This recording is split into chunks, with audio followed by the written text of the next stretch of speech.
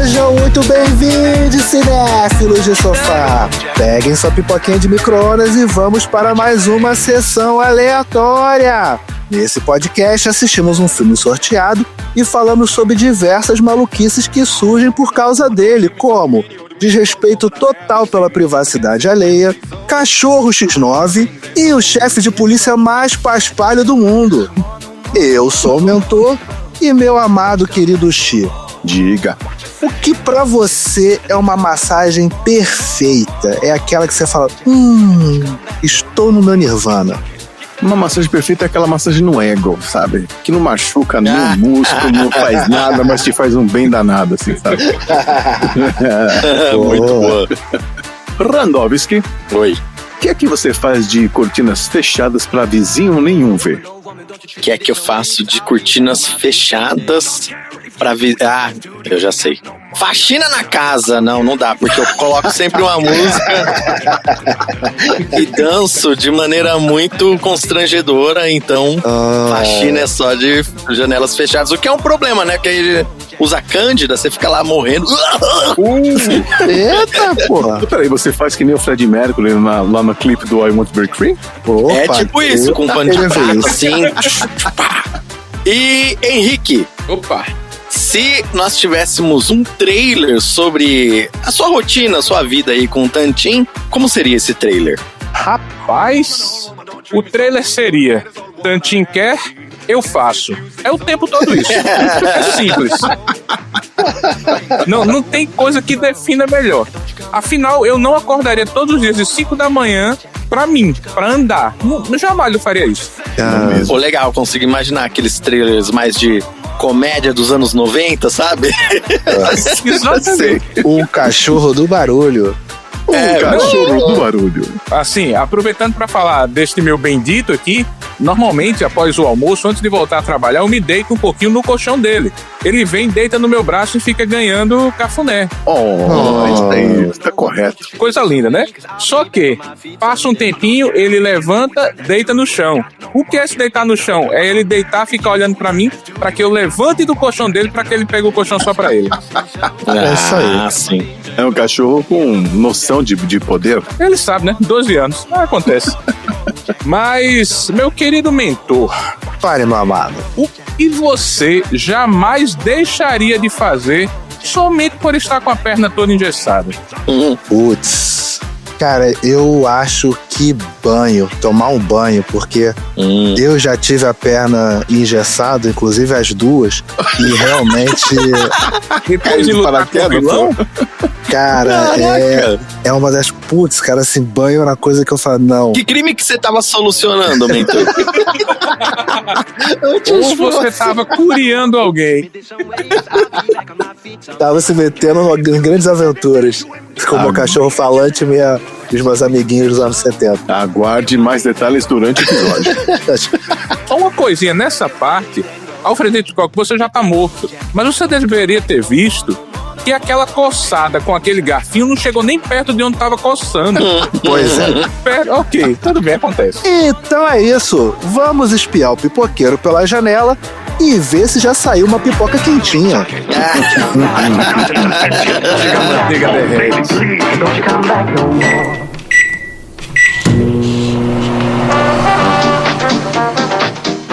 Acenda a luz agora. Ele deve ter ido para outro lugar. O dia todo eu tentei me concentrar no meu trabalho. Pensando no Thorwald? Em você, Enos. Sessão aleatória.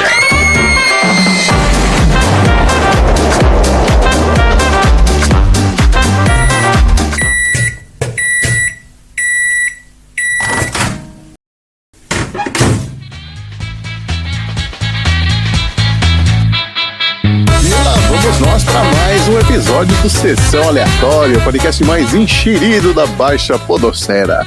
Esse é o podcast sobre filmes e assuntos aleatórios preferido de quem gosta de saber da vida dos outros, porque aqui no Sessão Aleatória a gente já falou sobre Aleijadinho no episódio 152 do filme O Sétimo Selo, falamos da vida de Roberto Bolanhos, o eterno Chaves de Chapolin, no episódio 132 do filme Viva, a Vida é uma Festa, e também sobre a cantora Dolly Parton no episódio 76 do filme Um Amor para Recordar. Se você quiser recordar todos esses assuntos biográficos, é só ouvir os episódios anteriores do Sessão Aleatória, que hoje vai falar sobre o filme, o clássico Janela Indiscreta de 1954, um filmaço de suspense dirigido pelo Alfred Hitchcock, inspirado nas vizinhas fofoqueiras que existem em todos os lugares do mundo. E esse filme saiu de onde, mentor? Esse filme veio da sessão temática. Sim. Do Creme de la Creme. Qual que era a imagem que... Então, esse filme saiu da sessão temática do Querido Dudu, e a imagem era vários olhos. Ah, sim. E aí, vários olhos, Dudu olhou para aquilo e pensou em Janela Indiscreta. E é isso que nós estamos aqui vendo. Muito legal, só que eu tenho uma denúncia. Que várias vezes que tem a sessão temática, vocês estão esquecendo de dizer quais filmes nós não assistimos, que é a minha parte preferida, hein? Ah, é verdade. Peraí que eu já vou resolver isso já. Pode ter certeza que o editor xinga muito vocês. Denúncia ao Na vivo. edição eu fico lá, ai, eles esqueceram de novo. Eu falo que nem um macaco louco, maldição! Eu diria que essa imagem aí trouxe vários filmes bons pro Baldinho, hein? Olha só, tem... É agora, hein? Tá bom. Nós deixamos de assistir Inimigo do Estado, O Show de Truman. Olha! O Show de Truman, alguém já pediu o Mega Blaster pra ele. Uma hora vai sair. No Limite da Realidade. Esse é bom. Formiguinhas. Formiguinhas? Ela tá de brincadeira desse jeito. Formiguinhas é Por foda. causa do formato do olho, parece a cabeça da formiguinha. Pode ser. Sim. Ó, não assistimos Matrix, Wall-E, Em Busca do Cálice Sagrado, O Labirinto. Peraí, Busca Cálice Sagrado. Não, já tem episódio do Busca Cálice Sagrado. Bom, então se fosse sorteado seria descartado. Não assistimos Labirinto. O do Fauno? Não, o do David Bowie. Putz, graças a Deus não vi esse filme. Que esse filme é legal demais, como assim? Pedras que peidam não é legal. Nossa, não, legal demais. Pântano do Fedor Eterno. Exatamente. E que todo mundo tem uma ideia de como é que é o do Fedor. Nossa. E olha só, Procurando Nemo apareceu 2 vezes. É interessante as ideias do pessoal. Pois é. Eu não lembro qual que eu coloquei, não. Vou te falar, você colocou o Labirinto. Ah, fui eu aí, ó, tá vendo? Eu coloquei o quê? Eu gosto desse Agora eu fiquei na dúvida. Você colocou O Show de Truman. Ele vai sair uma hora. É um filme muito bom, viu? Agora, ouvinte, se você não tá entendendo nada do que a gente tá falando, é o seguinte, é que essas sessões temáticas são sessões que acontecem apenas para os aleatórios. E quem é que são os aleatórios, gente? Quem pode explicar? Randy, explica quem são os aleatórios. Eu vou explicar, sabe por quê? Porque a minha irmã Maluzinha, ela perguntou, Red, eu não posso participar de nenhum podcast aí não, nunca. Eu falei, pode, você poderia pôr um filme no Sessão Aleatória para ser sorteada como aleatória e quem sabe, né, você não acaba aparecendo por aí, ou o seu filme, você até como convidado. Então, se você entra aqui no Linktree do Sessão Aleatória, na descrição do episódio, tem um link aqui, onde vai te mandar para um formulário, onde você pode indicar um filme aqui pra gente assistir. Fazendo isso, você se torna um aleatório. Você ganha um número numa planilha e você pode, né, participar aí depois das sessões temáticas, que é todo ano essa lista de filmes baseadas em imagens que são exclusivas apenas para os aleatórios. Então você que tá ouvindo, coloque o seu filme no baldinho. Se você já colocou, você pode colocar outros. Não tem limite de filme que você coloca lá. Então entre aí na descrição do episódio e coloque o seu filme. Diga por que você colocou também, que é uma coisa importante. É isso aí. E como eu diria a propaganda, vem ser um aleatório, você também. Boa.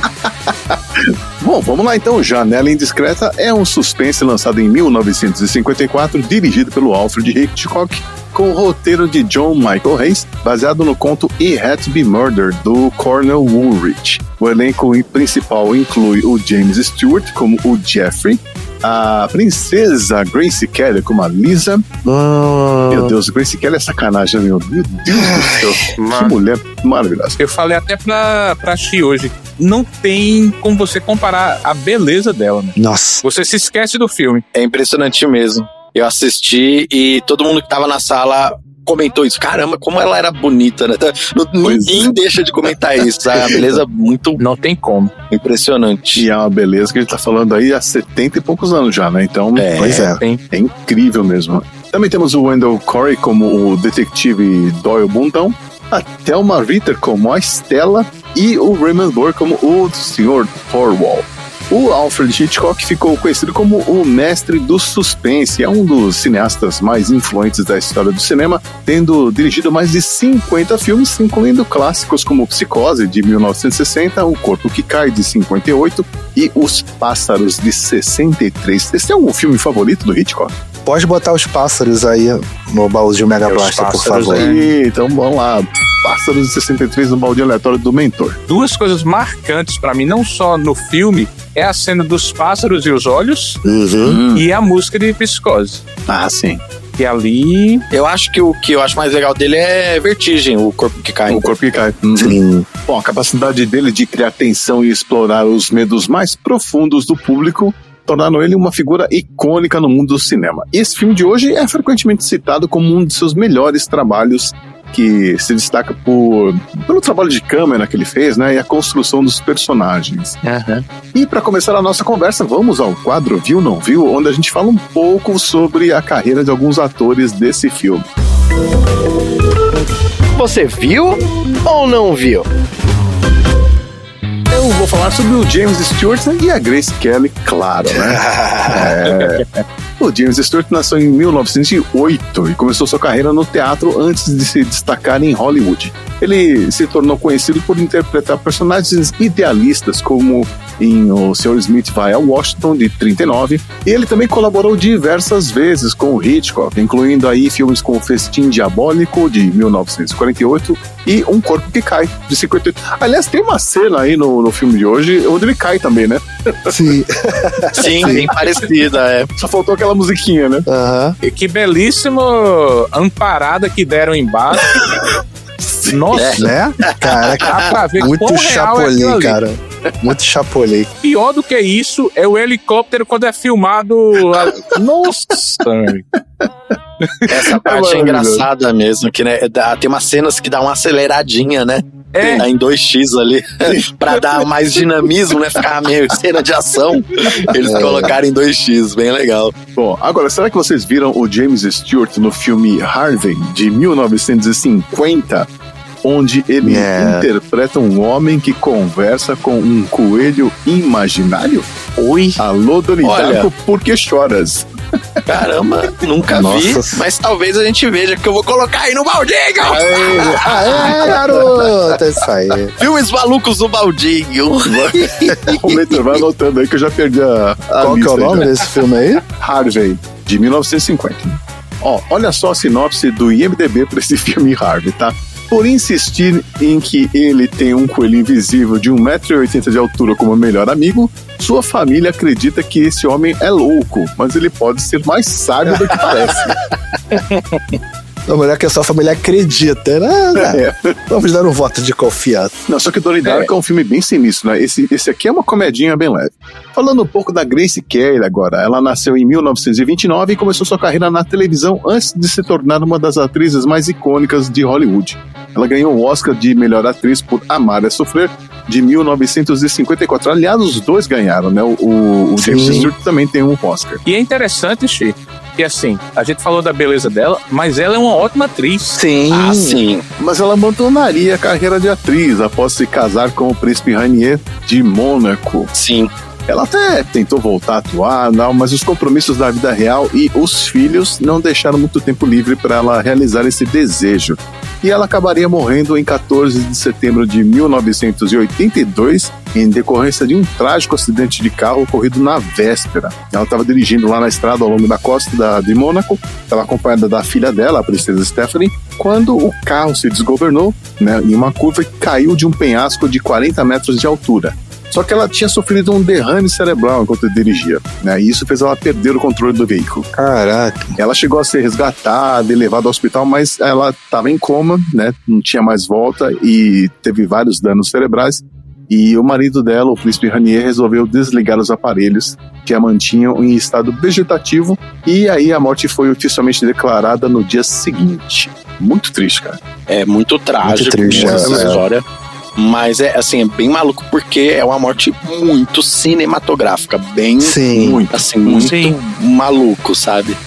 Acho que já fizeram até uma série, um filme sobre isso, dela, a vida dela. E mais uma da monarquia que morre assim, né? É exatamente o que eu ia falar. Princesas e carros não são uma boa combinação, não. O último registro dela em filme aconteceu naquele mesmo ano de 1982, onde ela fez um curta-metragem chamado Rearranged, onde ela faz ela mesma explicando a beleza dos arranjos florais para um professor. Bom, bora ler a sinopse do IMDb para Janela Indiscreta? Bora. Vamos. Ela diz o seguinte, ó. Um fotógrafo em uma cadeira de rodas espiona seus vizinhos pela janela de seu apartamento e está convencido de que um deles cometeu um assassinato. Tá meio incompleta a sinopse, né? É o IMDb. Então eu vou completar aqui, ó. Isso, mas tá faltando um pouco tchan, né, do suspense. Isso, vamos tentar dar o É tchan questão aqui, ó. que o IMDb não é feito por brasileiros. É igual, por exemplo, qual o nome desse filme em inglês? Janela Traseira. Cara, isso não chama nenhuma atenção. Falta fofocas, sabe? Nos títulos em inglês, falta aquela fofoquinha. Falta o Léo Dias, falta um ok. Então, eu vou complementar essa sinopse dizendo que Janela Indiscreta acompanha o Jeff, um fotógrafo que, após quebrar a perna, se vê obrigado a passar seus dias em casa, observando os vizinhos através da janela de seu apartamento. O que começa como um passatempo inocente logo se transforma em uma obsessão, especialmente quando ele suspeita que um dos seus vizinhos, o Thorwald, pode ter assassinado sua esposa. E com a ajuda da sua namorada, a Lisa, e de sua enfermeira, Stella, ele tenta desvendar o mistério, mas sua investigação o coloca em perigo. E é isso o filme, e eu quero saber o que vocês acharam de Janela Indiscreta. Todo mundo aqui já tinha assistido o filme? Não. Sim. Também já tinha assistido. Começar com a pessoa que viu pela primeira vez, Henrique, o que você achou de Janela Indiscreta? Eu disse um sonoro não, mas vocês sabem que minha memória não é... Eu posso ter assistido em algum momento, mas não lembrar. Então, eu prefiro dizer não. O filme me lembrou... É um Big Brother, né? É o que acontece hoje. Sim. Assim, eu coloquei meio Big Brother, meio redes sociais. Que você deixa de viver para olhar a vida dos outros, para viver a vida dos outros. Você tem aquela mulher estonteante beijando você, chamando você para casar, e você quer olhar o povo lá meu amigo. Assim, eu sou contra a violência, mas esse cara merecia apanhar muito. Sim. E muitas vezes. Meu amigo. Fora o jeito que ele tratava ela, né? O jeito que ele tratava ela é bem complicado. É meio que retrato de um tempo, né?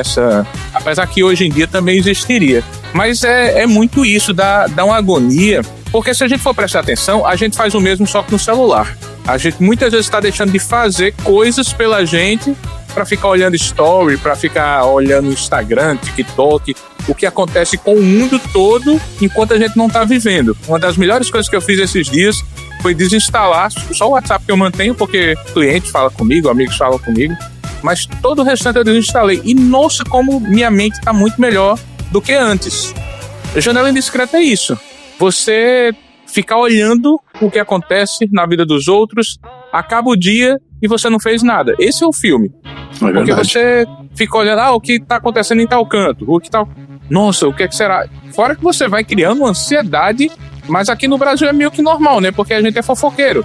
Então qualquer coisa que acontece, a gente tá no trânsito, o trânsito tá lento, o que é que você faz? Diminui também para saber o que é que tá acontecendo. Opa. E quão ruim é quando o trânsito começa a andar, você passa e não tem nada, você não sabe o que aconteceu. É aquilo que você tem que levar pra terapia, porque você nunca vai saber o que aconteceu de verdade.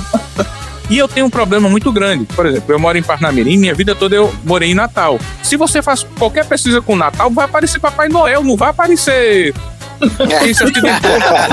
Isso é uma das piores coisas que existe. Ninguém pensou nisso. O triste é você procurar uma fofoca que aparece lá, Papai Noel de tanga, mas não aparece nada da cidade. Eu me aborreci, eu vou falar mais disso. Agora eu me aborreci. Rapaz.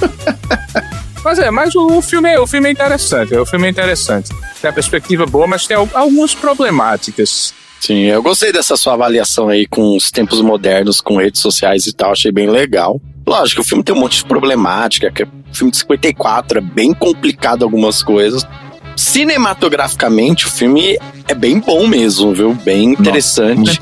Mostra, pra mim, muito do Alfred Hitchcock, como ele influenciou o cinema dos Estados Unidos dos próximos anos, sabe? Sim. Enquadramento de câmera, tipo de personagem também, sabe? O homem chorão, não sei o quê.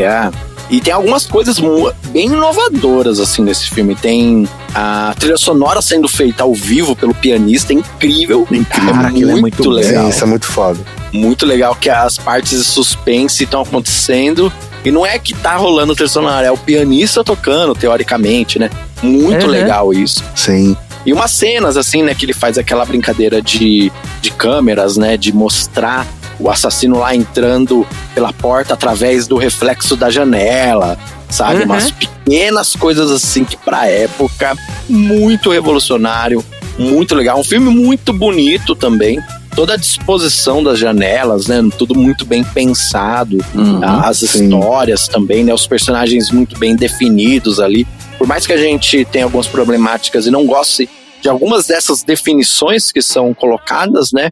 No que ele se propõe a fazer, ele faz muito bem feitinho, assim, no filme, no roteiro e tal.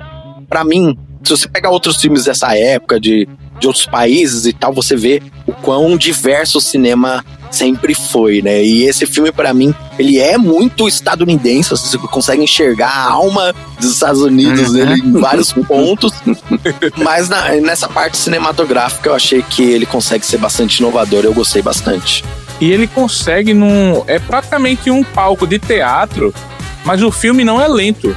Eu acho impressionante isso, porque um filme dessa época, só com, por exemplo, uma visão, você olha pra frente e olha dentro do apartamento. Exatamente. Mas o filme não é lento, o filme isso tem aí. Sua dinâmica, é muito, muito interessante isso. Cara, eu sou muito fã do Alfred Hitchcock e Janela Indiscreta, pra mim, ele tem uma parte que ele dá uma barrigada no filme, que realmente poderia ser menor, mas não tira o mérito do filme. E é isso que o Henrique falou, parece que você tá vendo uma peça de teatro. Sim. Porque ele consegue fazer um jogo de câmera e um jogo de locações tão simples, que é do tipo, a visão do cara, a visão dos vizinhos, e parece uma coisa muito simples, mas em relação à produção, a gente sabe que era meio complicada, né? Tanto que, acho que o Hunt falou, ele foi totalmente inovador em muita coisa, até a questão de se comunicar com o elenco, que ele usava fone de ouvido, pra pessoa falar, agora faz isso, e tal, pra ficar uma coisa muito dinâmica. E eu gosto muito de como as histórias dele é o prato principal da coisa. Eu sinto falta disso hoje em dia, né? Um cinema menos CGI, menos não sei o quê, menos grande. Eu sinto falta de histórias, sabe? De atuação, né? Recentemente eu assisti o Conclave e domingo agora eu fui ver Os Pecadores, né? O filme do Michael B. Jordan. E é isso que eu tava sentindo falta, assim, de histórias, de você parar e falar assim, caraca, histórias, sabe, assim, de pessoas, porque o que eu falo, você se envolve com o cara ali, parece que é você que tá com a perna quebrada, e você fica assim, caraca, não, ele olhou, caraca, não, ele, não, abaixa a cabeça, sabe, você meio que... É quando a personagem da Grace Kelly vai no apartamento, você fica assim, caraca, cuidado, sabe, você meio que se envolve na coisa, na paranoia, né? E isso é muito do Alfred Hitchcock, se ele consegue te prender nas coisas. É um bom roteiro, é uma boa ideia, assim, é simples, né? É um feijão com arroz gostosinho, com tempero. É isso, sabe? E é isso que eu sinto falta. Ele consegue entregar o que acontece e como acontece de forma interessante, né? Ele consegue mesclar essas duas coisas muito bem. Várias realidades e ele consegue deixar todas interessantes. Só tem uma coisa que eu achei meio assim, é porque ninguém olha pra ele na janela. Eu acho isso muito complicado, porque ele tá olhando todo mundo e é como se ninguém o visse ali. Isso pra mim é meio... Peraí, como assim? Por que ninguém olha pra essa janela? Mas eu acho isso interessante, porque é meio que assim, ninguém tem meio que um interesse, ninguém tem tempo nem interesse de ver a vida dos outros, sabe? É a coisa, ele só tá fazendo isso porque ele não tem escolha. Exatamente. Ele tá com a perna quebrada e não tem mais nada pra fazer, mas a vida, ela tá acontecendo porque ninguém liga muito, ainda mais, tipo, pensa cidade grande, assim, ninguém fica ligando porque os outros estão fazendo, né? E até aquele momento que tem o cachorrinho, né? Que é aquele discurso dela chorando, dizendo ninguém olha. Sim. E um segundo depois já tá todo mundo de volta às suas vidas e rindo. Exatamente. E, Nossa, bebendo. quando eles voltam pra festa, me dá uma raiva, até porque tem animal, né? Sim, Animal sim. morto, então a raiva é maior. Caraca, nossa. E é a galera só virando as costas, meu amigo. Aquilo me deu raiva também. Não, mas você percebe a coisa engraçada? Tá todo mundo muito envolto às suas vidas, mas você vê que chega um momento que até a empregada lá começa a ficar, e aí? O que aconteceu? E você vê que, tipo, fica uma coisa tipo assim, e aí? Sabe? Aceito. É quase isso, sabe? Você vê que a coisa meio que toma uma proporção que o olhar a vida do outro se espalha, tipo assim. Sim. E no começo ela meio que cagava pra ele, tipo assim, ela ficava, para de ficar vendo a vida dos outros, né? Ela ficava meio tipo, sabe? Pô, tem nada a ver, sabe? Até vai dar uma M isso aí e tal. E uma coisa que eu acho interessante também, que a gente assiste esse filme com os olhos de hoje, é muito difícil se colocar em 54, né? Mas os temas como um cara assassinar uma mulher e esquartejar o corpo dela, sabe? Só a ideia disso poder acontecer e mostrar isso no cinema, assim, e tal, pra época já é algo muito chocante, né? E hoje em dia, a violência pra gente é muito mais banalizada, né? A gente já viu isso acontecer na tela do cinema nu e cru, né? Jogos mortais e tal. Sim. Porque isso é banalizado no dia a dia. A gente não choca mais com isso. Vários temas do filme, assim, pra época, eles são bem mais chocantes, assim. Tem algumas coisas que me chamaram a atenção, que pensando que um filme de 71 anos atrás, a fotografia ainda continua maravilhosa. Isso eu acho incrível, né? É uma coisa que seria atual ainda. Agora, as atuações, a gente tem aquele estilo de atuação antigo, né? A gente sabe claramente que tá, né, uma coisa meio falsa ali. Ah, sim, é antigo. Mas o filme foca muito no diálogo, nas falas mesmo, né? O roteiro depende muito disso também. Que isso ajuda a dar uma química muito boa entre os personagens, né? Inclusive com a Estela lá e o Jeff, é maravilhosa a interação deles, né? É bem boa mesmo. E tem uma coisa interessante, vocês repararam que o filme acaba sem crédito? É isso, não tem crédito no final. Porque começa com crédito. Sim. Ah, verdade. Eu olhei e digo, cadê? Pois é. E eu acho genial essas pequenas escolhas que foram feitas, né? De colocar crédito no começo, de você usar a janela como o único ponto de vista. Tudo que você vê pela janela. No filme inteiro. A ideia, se você falar pra alguém, é falar, acho que vai ficar cansativo, vai ficar chato, vai ficar isso, mas não. Fica perfeito, tudo funciona. E os personagens que ele vê, os vizinhos, tem um pouquinho do Jeff em cada um deles, né? Daquela mulher que se sente solitária, quer companhia, mas ao mesmo tempo não aceita, não consegue encontrar uma companhia ideal. E também quando chega o cara lá, o cara deu uma exagerada boa, né? Pô, isso também, né, pelo amor de Deus. O casal que se casa, no começo é tudo lindo e maravilhoso, depois o cara começa a sofrer, não sei o que, começa as brigas. Então é interessante ver toda essa dinâmica e ele passando ali, é como se ele estivesse refletindo um pouco sobre, né, a vida dele. Foi falar em casal, o casal do lado de fora, esses ou são do Rio de Janeiro ou do Nordeste, porque pra dormir do lado de fora, calor. Sabe uma coisa engraçada? A gente vivencia até hoje um pouco desse sentimento do janela indiscreta quando acontece o quê? Acabar a luz. Quando acaba a luz na sua residência, é quando você vai na janela, você vai lá no portão, né? Isso. Então, porque não tem mais nada o que fazer. Então, esses dias acabou a luz aqui em casa e foi isso, sabe? Eu passei, sei lá, 1 hora olhando pra janela, assim, olhando a paisagem. Aí você repara nas coisas do dia a dia, que é uma coisa que durante, né? Você tá com luz ali, internet, isso aqui, você não repara. Mas quando acaba a luz, a gente volta pra esse mundinho aí do janela indiscreta. É engraçado. E quando volta, tem aquele grito coletivo, né?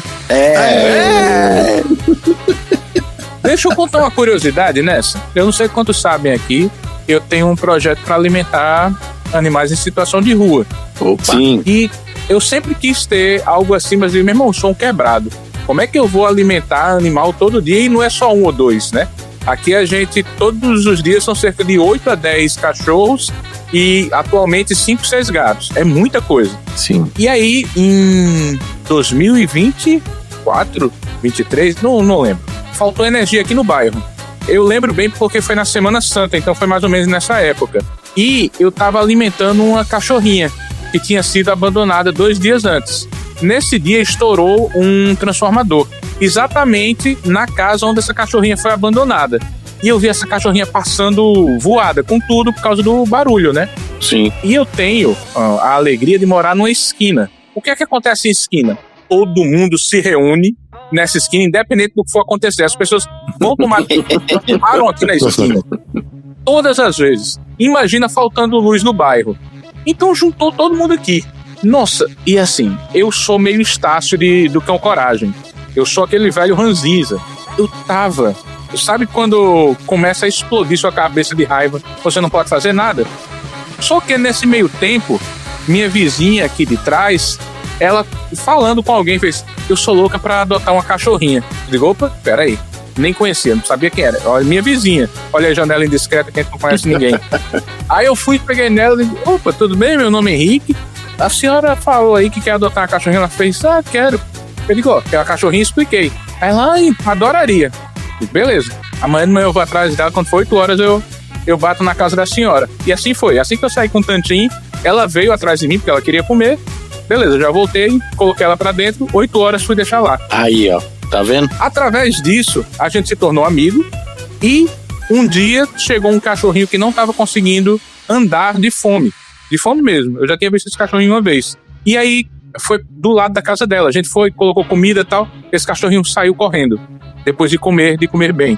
No outro dia, eu digo, que até irmã Elizabeth, que a gente chama irmã Elizabeth, a senhora quer participar de uma doidice comigo? Aí expliquei.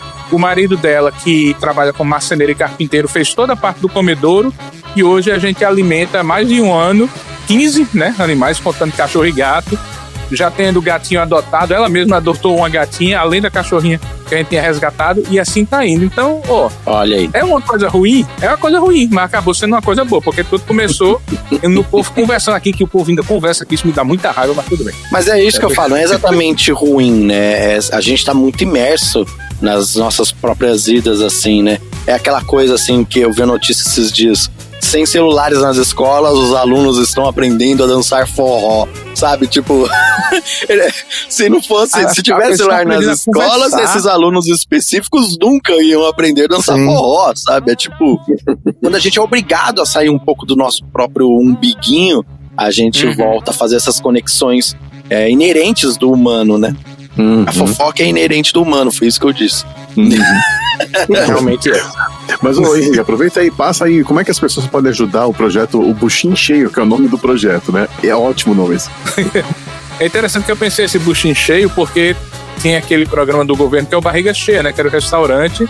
Queria, vou colocar para os animaizinhos, vai ser Buchinho Cheio, buchinho com X, bem nordestino mesmo. A gente tem uma página no Instagram, apesar que esse velho aqui quase nunca lembra de alimentar, mas a gente tem um grupo também no WhatsApp, fica mais fácil, que eu sempre coloco lá, prestando contas, os animaizinhos que estão sendo alimentados. Então é Buchinho Cheio RN de Rio Grande do Norte, @gmail.com, é o nosso Pix. A gente sobrevive de doação e tá sendo muito legal, porque cada um doando seus 5, 10, 15 reais, a gente vai se juntando. Então os animaizinhos agora, e assim, eu sempre digo, são animais em situação de rua. Nem todos moram na rua. Tem vários aqui que, entre muitas aspas, têm uma casa, mas não tem alimento nessas casas.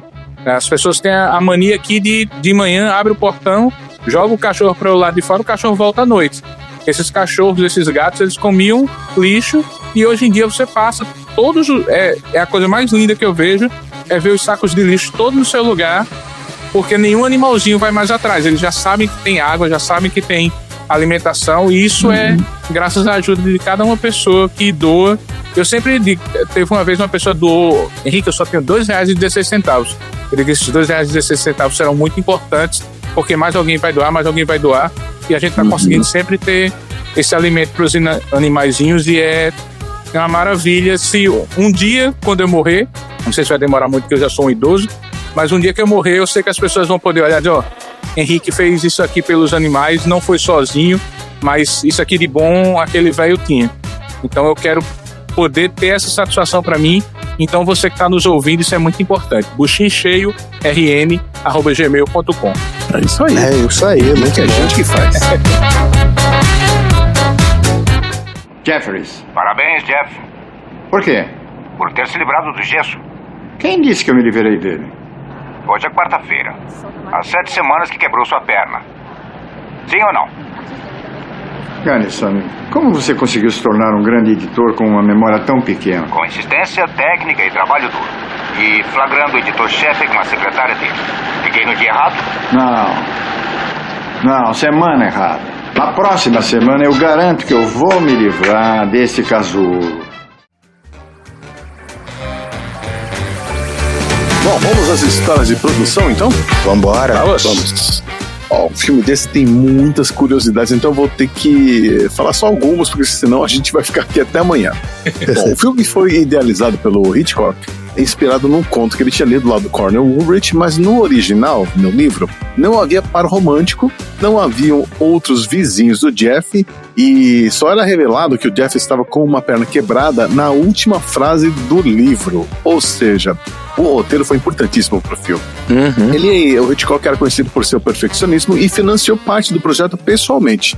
Ele assumiu o risco financeiro aí para poder garantir a liberdade criativa. O filme acabou sendo um sucesso comercial, arrecadou 36,8 milhões no mundo, tendo um orçamento de produção de apenas 1 milhão. Ou seja, nossa, foi muito sucesso, hein? Isso em 54, hein? 35 milhões em 54 vale muito mais do que 35 milhões hoje. Vale mais do que barra de ouro. Bilheteria Marvel hoje em dia. Ou não, né? Porque a Marvel também já anda dando umas derrapadas, né? Alfinetado, hein? Não, mas esse aí foi um dos filmes mais rentáveis do Hitchcock. E foi rodado totalmente nos estúdios da Paramount, onde foi construído um cenário detalhado, ou seja, tudo aquilo ali não são prédios de verdade, tá? Não acharam um quintal lá que tinha todo mundo se olhando, não. Eles construíram o lugar todo e replicando um pátio do Greenwich Village, o bairro lá de Nova York. O cenário foi projetado com um sistema de drenagem para a sequência de chuva e também tinha um complexo sistema de iluminação que era para simular a luz natural. Se não me engano, tinha 3 tipos de iluminação para simular manhã, tarde e noite. Caraca, que foda. E demorou só 2 meses para ser montado por 50 trabalhadores e só isso aí já custou quase $1 milhão, entendeu? Então, assim, o orçamento foi esse, né? Praticamente, foi o maior estúdio já construído na Paramount. Tipo assim, gente, o dinheiro vai ser pra isso aqui, gente, é isso aí. Para garantir a escala correta, né, dos apartamentos, o piso do estúdio de som foi removido. E aí o pátio foi construído em um antigo espaço de armazenamento no subsolo. Então, o apartamento do Jeff, que parece que fica no 2º andar, na verdade estava no nível da rua. Caraca! Era fundo. Essa... O cenário tinha 31 apartamentos e 12 deles eram totalmente mobiliados.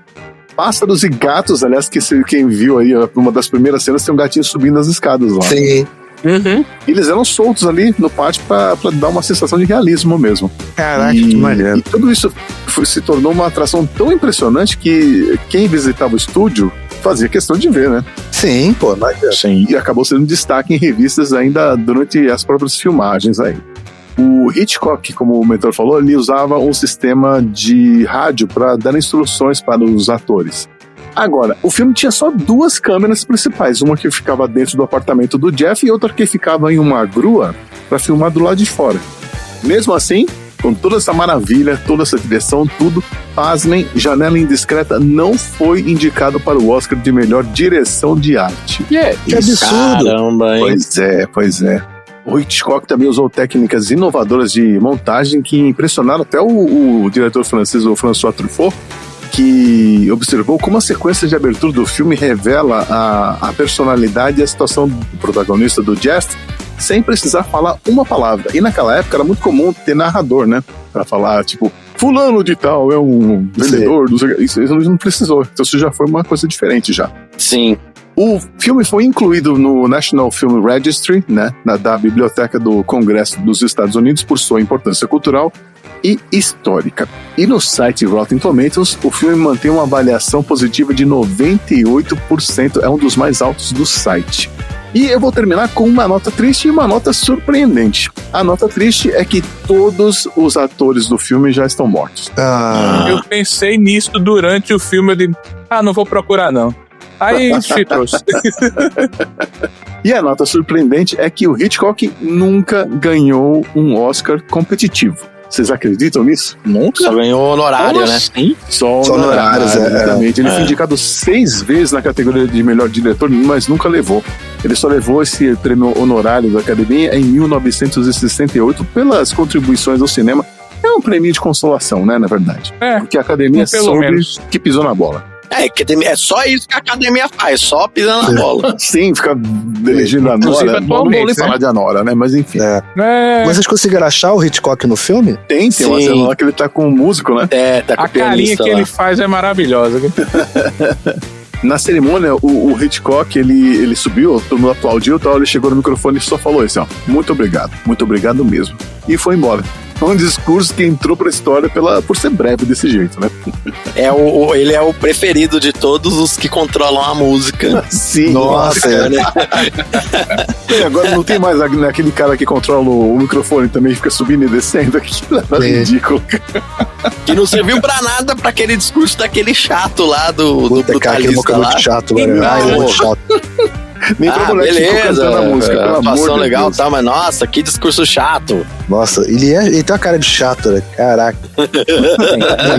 Não, o Andrew Ele Bird tem é a gente cara boa. de ser aquilo mesmo. Então, mas vamos aos troféus aleatórios? Vambora. Vamos.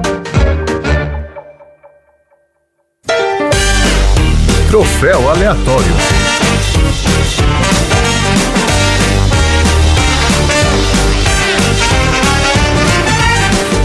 Troféu aleatório, a maior premiação do cinema mundial. E, Randy, você já ganhou algum troféu aleatório? Olha, nossa, caramba, Chi, você é filha da mãe.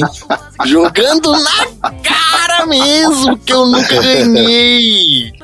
Caramba, só porque o X já ganhou vários, tal. Então vocês vivem falando que eu ganhei, eu não ganhei nada. Eu só Já usei o sim, nome. já Não ganhei sim, nada, não já ganhei. sim. Eu Já já sim. dei Se bem que eu troféu não sei, aleatório. talvez eu tenha ganho e não lembro, na verdade. Viu?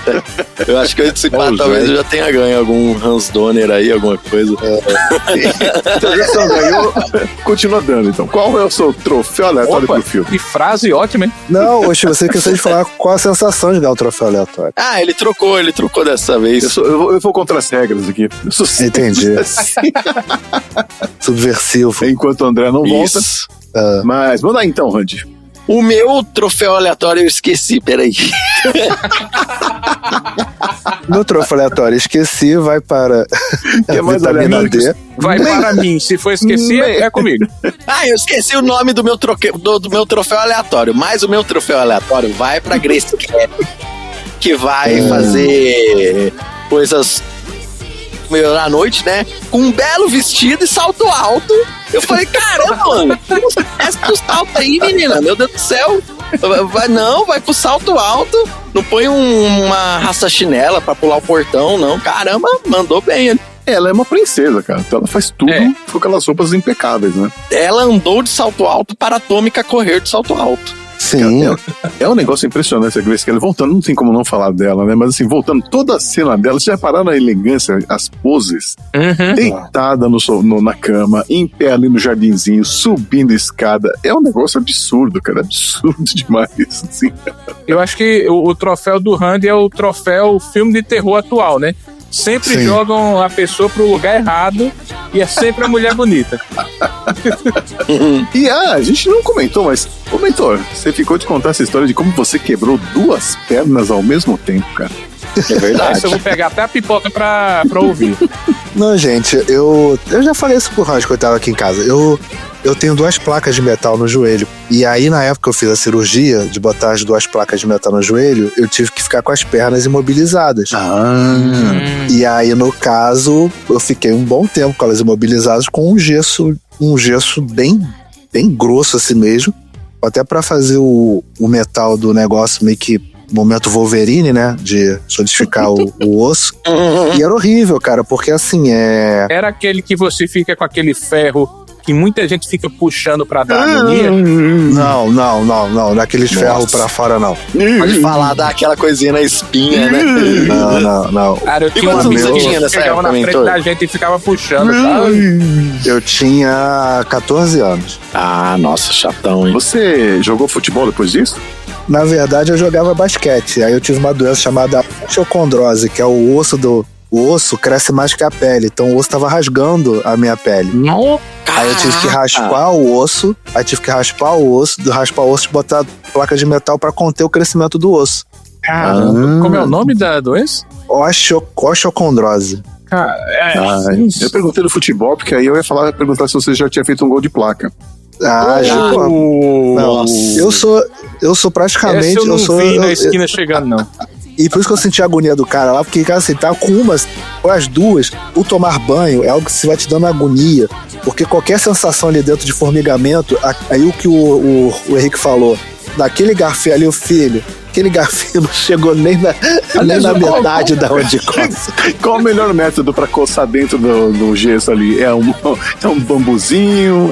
Cabide de metal. Cabide de metal. Fica a dica aí. Cabide de metal, nossa, que delicinha. Mas o banho, gente, nossa senhora.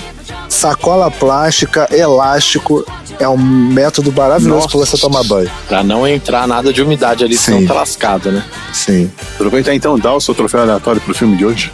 Então, o meu troféu aleatório, cortinas para quê? Que vai... Gente, qual o problema das pessoas usarem cortina para manter suas intimidades longe dos curiosos? Realmente. Cara, metade dos problemas desse filme teriam sido resolvidos se o pessoal usasse cortina. Caraca, e pior que tinham cortinas. Qual a dificuldade, gente? Caraca, a mulher fazendo altos... Mas o roteiro fala, tá muito calor, o pessoal não aguenta, entendeu? Tem que deixar tudo aberto. Mas se eu vou cometer um homicídio, né? Eu acho que eu não gostaria de alguém olhando cometendo um homicídio, né? Eu acho que seria de bom tom fechar a janela pra cometer um homicídio, né? Eu acho de bom tom, né? Às vezes é só um exibido, né? Tipo, vejam uma cometendo um homicídio. Henrique, seu troféu. Cara, eu tava pensando no meu troféu em como seria o nome dele. E eu nomeei o Ninja das Luzes. Ninja das Luzes. Pra pessoa que consegue trocar mais rápido de lâmpada pra disparar um flash e tentar imobilizar o vilão. Meu amigo. A vilão, aliás, que é meio Homer Simpson, né? Muito, pelo amor de Deus. Caiu 5 vezes o mesmo truque. Gente, pelo amor de Deus, cara. Definitivamente ele não é um cavaleiro do Zodíaco, né? Não. O efeito maravilhoso quando dispara o flash, ele dá uma ajeitadinha no óculos e vem aquela... Só o efeito assim, como se a luz estivesse propagando. Nossa, meu senhor. Aquilo é muito bom. Fica quase um filme de comédia ali. Bom, deixa eu dar o meu troféu também, que é o troféu VaptVupt, que vai para Estela. Vocês repararam que ela, em 5 minutos, conseguiu fazer uma massagem, tirar a temperatura, preparar um sanduíche, arrumar o quarto, ainda encontrou tempo para criticar o capitalismo, o voyeurismo e o casamento moderno, dar conselhos amorosos, minimizar o porte de armas e dar bronca no Jeff? Essa aí gosta de fazer o trabalho bem rapidinho pra, né, já ficar de folga. CLT, né, cara? Bom, e quem é que vai entregar nesses troféus aí? Cara, boa pergunta. Eu acho que o Homer Simpson tinha que entregar depois dessa. Porque aquele vilão, meu amigo... E pior que assim, ele tem cara de vilão, mas é um atrapalhado. Não, agora, o bom é a chegada dele. A chegada dele no apartamento. Eu achei que ele fosse chegar acabando com o cara. Ele chega e fica conversando. E aí, o que é que você quer comigo? Vamos lá, vamos conversar. Eu pensei que o cara dizia, senta aí que a gente vai ver agora. Muito bem, então. Temos recados hoje? A gente já deu vários recados. Acho que ele já deu recado no começo. Ele já deu recado no começo. Não temos recado, então o editor que lute. Oi, Randy. Bora para os assuntos aleatórios. Por que um homem sai do apartamento dele 3 vezes uma noite chuvosa com uma maleta e volta 3 vezes? Ele gosta do jeito como a esposa o recebe em casa. Não a esposa desse vendedor. E por que ele não foi trabalhar hoje? Trabalha em casa. O que há de interessante numa placa de açougueiro e numa pequena serra embrulhadas num jornal, meu amor? Nada, graças a Deus. Por que ele não foi ao quarto da esposa o dia inteiro? Eu não me atrevo a responder. Escuta, eu vou responder, Lisa. Tem alguma coisa horrivelmente errada. E eu acho que é comigo. Assuntos aleatórios, finalmente chegamos ao supra-sumo do podcast. E, Mentor, qual é seu assunto para hoje? Então, gente, no filme, a gente tem aquela cena clássica da senhora lá fazendo a massagem no protagonista, que ele perdeu a chance de receber uma massagem da Grace Kelly, mas tudo bem. Realmente. É um tapado, né? É um idiota, né? Meu, você acorda e vê a Grace Kelly falando qualquer coisa, você só responde sim. Não Exatamente. precisa pensar, cara. Falando e beijando, meu amigo. Mas isso me animou em falar um pouco sobre a massagem. Olha aí. Olha. Vou falar um pouco dessa arte milenar, trilenar, quadrinar da história da massagem. Cara, a massagem é uma das práticas terapêuticas mais antigas da humanidade. Ela surgiu por volta de 5.000 anos, sendo utilizada por diferentes civilizações, com forma de aliviar dores, promover cura e proporcionar bem-estar. E em relação a registros, o Egito, olha o Egito aí. Olha só, Egito. Ele tem registro em tumbas, mostrando imagens de pessoas recebendo massagens. Isso me leva... Espera aí, isso me leva a um pensamento. Sempre que perguntam pra onde você quer voltar no tempo, você tem que voltar pro Egito. Lá tinha tudo que tem hoje. O Egito é o melhor lugar. E não tinha internet, não tinha... Ou seja, perguntaram, qual tempo você gostaria de voltar? Tem que ser pro Egito. O Egito tinha tudo que já tinha. Depois do nosso querido Egito, a China e a Índia vieram nessa questão de aplicar massagem como medicina tradicional, que já eram parte de tratamentos médicos e espirituais. A chinesa com o Tuiná e a indiana, né, com a Ayurvédica. Depois vem a Grécia e a Roma. Os atletas guerreiros eram massageados pelos seus corpos desnudos, seus corpos nus, com aquelas tangas. Grécia e Roma, massagem já, né? Ninguém é de ninguém. E essa massagem, gente, não era broderagem não, gente. Isso tinha um porquê. Não, pera. Não era broderagem. Vale tudo. Isso era um desempenho para acelerar a recuperação. Hipócrates, o pai da medicina, falava da importância de esfregar os corpos para tratar as lesões. Uhum. E vocês achando que isso é broderagem. Não, gente. Besteira. Esfregar o seu amigo na academia não é então broderagem. Meu primo queria só melhorar a minha vida. E você pensando bobagem aí, tá vendo? Que absurdo. Vou ligar pra ele aqui. Então, se seu amigo vier com olhos, botar uma meia luz, um Barry White, não pensa besteira, gente. Não há um criador específico para massagem. Ele foi desenvolvido de forma paralela por partes do mundo. Porém, existem diferentes técnicas de massagem.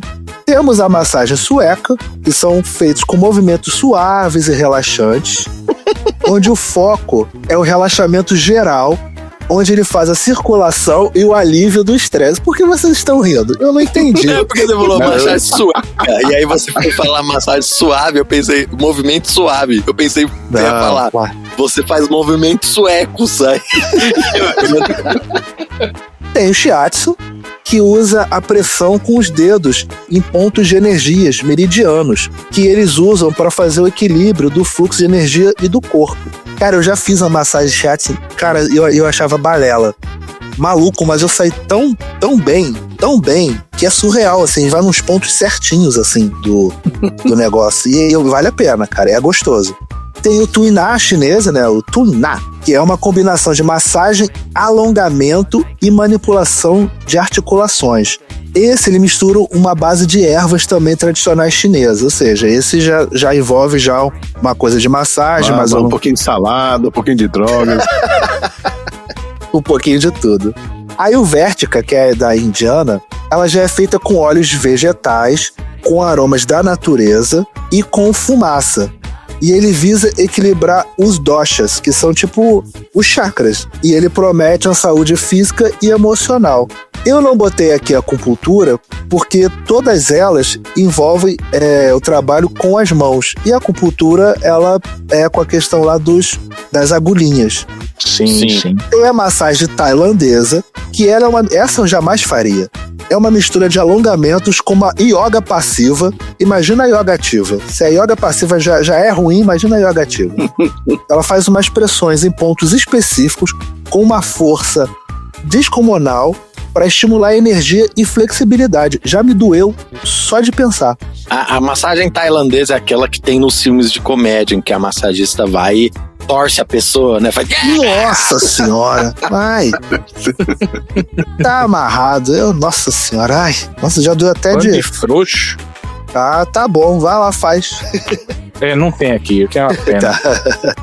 Tem a drenagem linfática, que é uma técnica suave que estimula os linfáticos, eliminando as toxinas e reduzindo os inchaços. Isso é pra gente rica. Isso é pra gente que tem dinheiro. Não é do meu mundo, mas quem tem dinheiro faz uma drenagem linfática. E existe também a massagem desportiva, que é voltada para os atletas. Sim. Ela vem por questão de prevenir lesões, recuperar o músculo. Então elas são massagens mais focadas no músculo do atleta. Então ela é uma massagem mais focal. Tem aquelas massagens que eu nem sabia que existia o nome, mas tem o nome. Que é, sabe quando aquela pessoa faz aquela assim, nossa, deixa eu fazer a massagem no ponto da sua mão, que vai melhorar o fígado, ou então no ponto do pé. Na verdade, ela chama reflexologia. Reflexologia, que ela é feita nos pés ou nas mãos. Acredito que esses pontos refletem em todo o corpo. Aquele fala, deixa eu apertar aqui no dedinho mindinho que vai afetar o seu coração. Então quando você quiser fazer isso... Aí não. Pra apertar um negócio e afetar meu coração, não quero não, outros. Eu achava isso charlatanismo, mas não. O nome disso é reflexologia. Então você pode agora tirar uma onda e falar, não, gente, isso não é besteira, é reflexologia. Tem a massagem com pedras quentes, que também eu achei um roubo na lista, porque a pedra quente que faz todo o trabalho. Então não tem mão envolvida. Então ela entra na mesma categoria lá da acupuntura. E tem aquela massagem na hora do almoço executivo, que muita gente sabe que eu estou falando, que é a massagem com final feliz. Então, essa é do pessoal, né, que tá o almoço executivo, volta de cabelo molhado pra firma, mas vamos deixar quieto. Tá sabendo bem. Casas de massagem do Japão. Vamos falar umas curiosidades sobre massagem. Cara, a massagem, a ideia dela é aumentar os níveis de serotonina e dopamina, os hormônios do bem-estar. Por isso que você se sente tão bem quando você faz uma massagem gostosa, né, sem ter que quebrar o teu pescoço ou outras coisas assim. Pois é. Em algumas culturas, como no Japão, a massagem era uma profissão tradicionalmente exercida por pessoas cegas, que eram valorizadas o seu tato aguçado. Olha aí, só. Que bizarro. E se errar? A Organização Mundial de Saúde, a OMS, reconhece a massagem como parte de medicina tradicional. Ou seja, não é bobeira. Olha aí, massagem é reconhecida pela Organização Mundial de Saúde. A massagem já foi usada em tratamento de transtorno de ansiedade, insônia e até em terapia de suporte para pacientes com câncer. Olha aí. Olha. Existem massagens específicas para animais. Eu já vi isso, achei isso muito legal, achei esse vídeo. Ah, já vi. Cara, é muito massa. Para cães, cavalos e gatos, que alivia dores e melhora a performance. Cara, eu achei um vídeo muito legal de um cara que faz massagem pet num cachorro que tinha ansiedade, cara, e é muito maneiro o cachorro, e ele vai fazendo a massagem, o cachorro vai... Cara, eu achei isso muito legal, massagens pra pets, cara. Aí, Pet Lady, já pode botar no portfólio de vocês aí, ó. Massagem específica para animais. E agora, vamos lá. O que é uma massagem perfeita? Eu vou ensinar vocês a fazerem a massagem perfeita, vocês aí que tem seu cônjuge, sua cônjuge, você quer ganhar sua gatinha, eu vou te dar a cartilha da massagem perfeita. Então, papel e caneta na mão, vamos lá. Primeiro passo, ambiente tranquilo, luz suave, música relaxante, temperatura agradável. Whisper. Opa! Pétalas na cama. Olha aí, o Chico tá ligado, olha aí,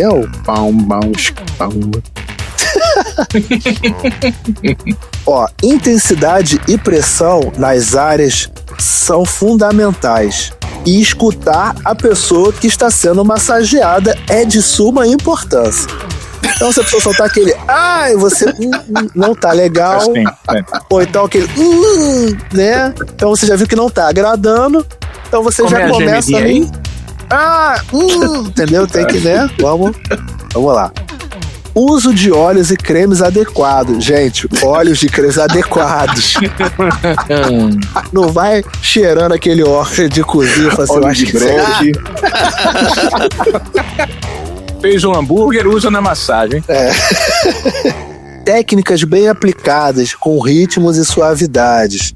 atenção plena na massagem e ao toque. Não vai fazendo massagem pensando no boleto, pensando tipo, pô, meu time perdeu. É ali. Assistindo um episódio, né, de uma série. Não, é ali, gente, foco ali. Então, como fazer? Vamos lá. Você vai fazer um aquecimento com as mãos, esfregando uma na outra, daquele, né, deixá-la quentinha. Comece com movimentos leves e longos, acariciando com firmeza os ombros e a parte superior da pessoa. Aumente a pressão gradualmente, observando a reação da pessoa. Concentre-se nas áreas mais tensionadas, como o ombro, pescoço e costas.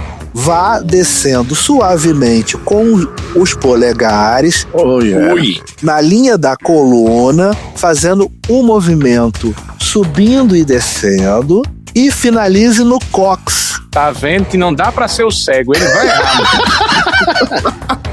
Finalize com um toque suave e aquele tapinha no ombro do tipo, pode ir, meu amigo, que Foi bom pra você. foi bom pra você. Deixa a gorjeta ali, vamos lá. E antes de finalizar meu assunto, deixa eu perguntar pra vocês, qual foi a pior massagem que vocês já receberam? Do meu pai. Tranquilamente. Isso faz uns 20 anos ou mais. Eu nunca esqueci aquilo ali. Chico colocou no grupo uma massagem que existe do elefante pisando em cima. Meu pai foi muito pior do que isso. Muito pior do que isso. Eu aguentei cerca de 15 segundos. Com 3 segundos eu tava pedindo pra parar. É porque ele foi insistente. Eu senti como se minha coluna estivesse quebrando. Ele não preparou o clima. Eu fiz uma chamada Doin, que devia se chamar Doeu. É aquela que é tipo shiatsu, mas o shiatsu você usa o dedo na parte carnuda. Sim. O Doin é na ponta. Você vai com o osso mesmo, você vai apertando os pontos ali, entendeu? Nossa. Cara, isso dói. Mas. Nossa senhora. Eu acho que meu pai deve ter feito isso sem saber. Olha aí. Eu tenho um problema com massagem. Eu vou estar aqui dando munição para os meus inimigos, né? Mas eu já dei tanta munição que, enfim, né? Já me expus tanto nos podcasts da vida aí.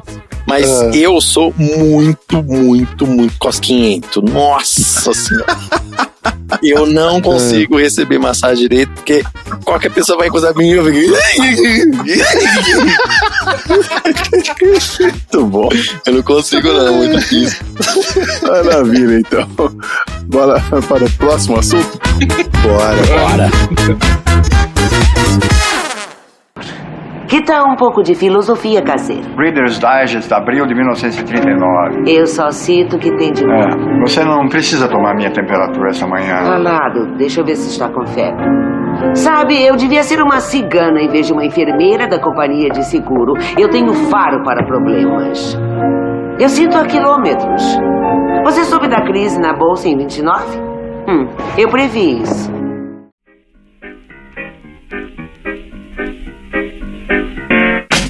Henrique, seu assunto aleatório para o filme de hoje. Então, eu estava pensando sobre o que eu iria falar, e aí eu prestei atenção que, foi até falado hoje, por que nossos amados estão com suas cortinas, não estão fechadas, o que... Primeiro porque não teria filme, né? Se tivesse com a cortina fechada, não teria o filme. Mas é por causa do calor. Eu vou falar de termômetro, né? O termômetro ele aparece no início e no final do filme, mostrando a temperatura. E num momento rapidinho, quando chega a massagista, filósofa, conselheira, detetive, né? E ela coloca o termômetro lá e que tem a frase maravilhosa de dizer que ele não está bem, porque mesmo com todas essas mulheres, a temperatura dele não subiu. Não subiu, ela fala, você tá com um problema hormonal. O que é super justificável. E aí eu fui pesquisar sobre termômetro e eu vi que o termômetro tem mais coisa do que eu imaginava. Olha aí. Então, o termômetro foi inventado no início do século XVII. O crédito geralmente vai para Galileu Galilei, que por volta de 1593 criou um dispositivo chamado termoscópio. O termoscópio ele conseguia mostrar variações de temperatura, mas sem uma escala numérica. Então, quem toca, por exemplo, contrabaixo é tipo aqueles contrabaixos sem traste. Você tem ali quem toca violino.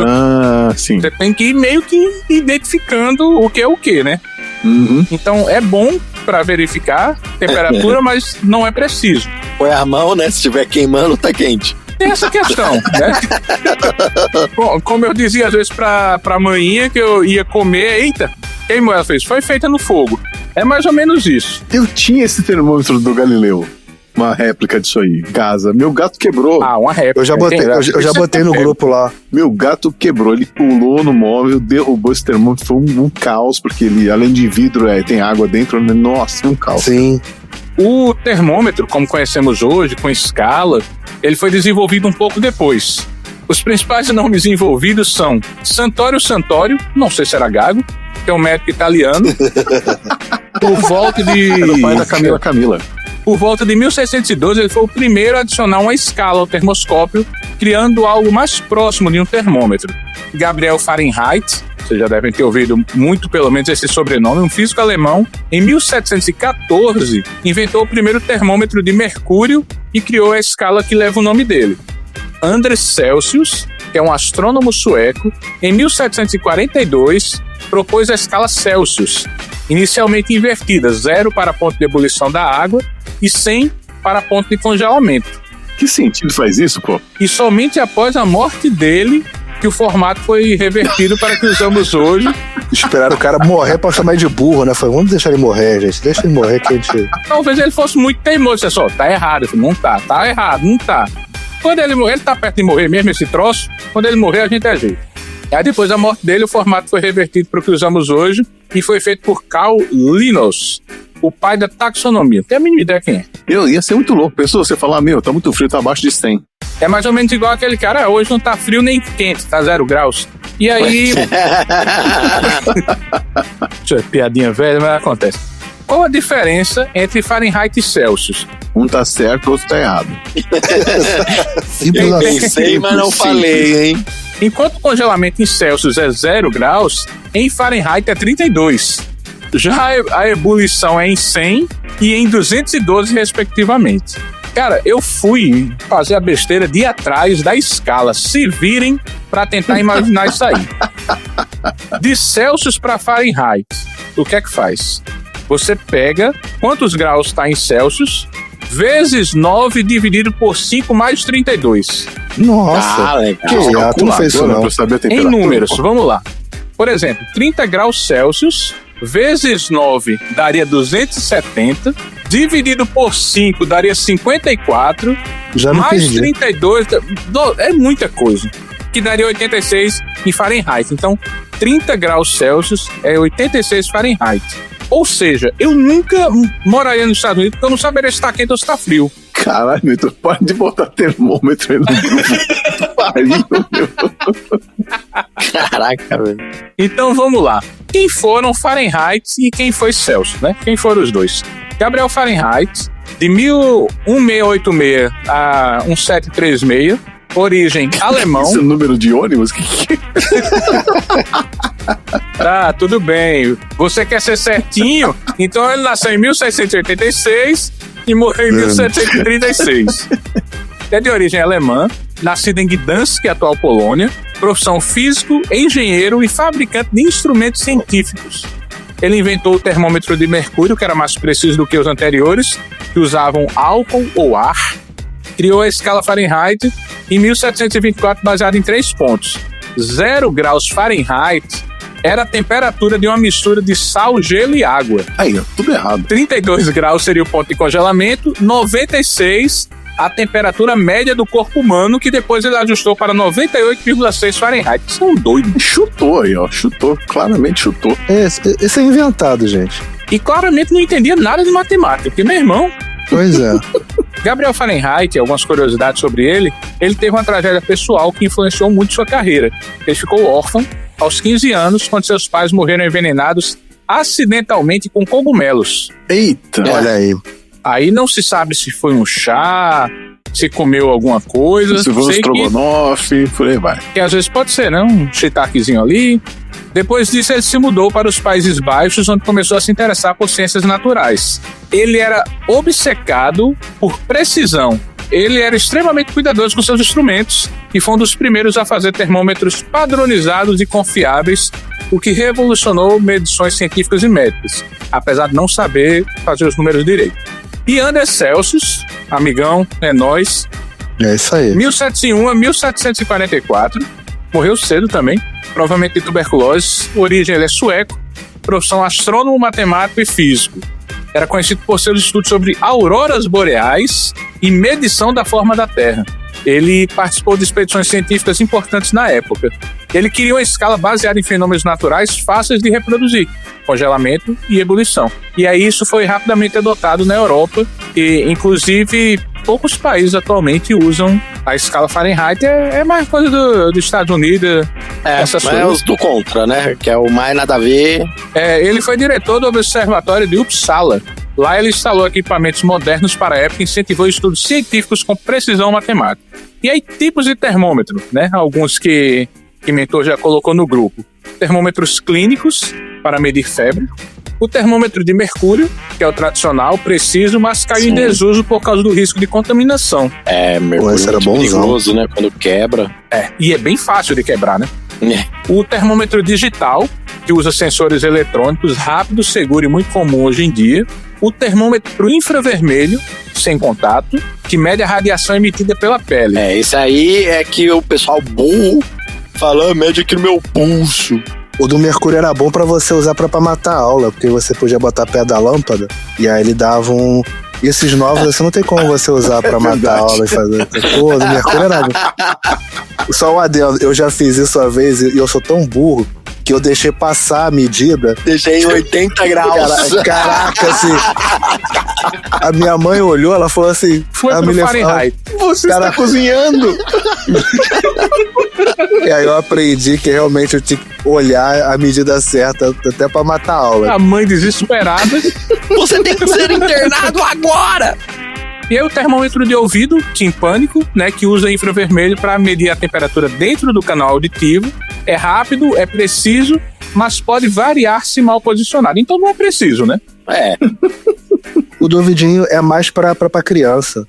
Sim. Meu amigo, o pior é se você fosse gato. Tirar a temperatura de gato. Puta, pra gato, caraca. Sacanagem, cara. Cara, a primeira vez que eu fui com o Tantinho, o olhar dele me deu pena.